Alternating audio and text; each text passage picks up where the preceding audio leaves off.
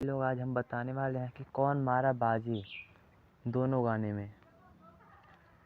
दढ़िया बढ़िया लगेला और कमरिया पतरे पतरे। तो भैया हम इसमें बताते हैं कि भाई पवन सिंह भी अच्छे खासे उनका गाना है, लिरिक्स भी उनके गाने में बहुत अच्छे खासे भाई, वीडियो भाई इतने अच्छे से शूट किया गया है।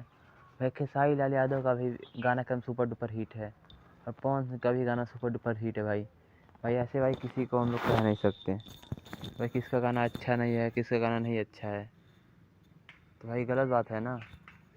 भाई दोनों गाने भाई कम तबाही मचा दिए। पहली बार दोनों गाना भाई अच्छा है, पवन सिंह का भी और खेसारी लाल यादव का भी गाना अच्छा है। लेकिन भाई कुछ ऐसे यूट्यूबर हैं भाई जो कह रहे हैं कि गाना अच्छा नहीं है, गाना फॉलोअप हो गया पवन सिंह का। भैया ऐसे झूठी झूठी भाई न्यूज मत फैला करो भाई।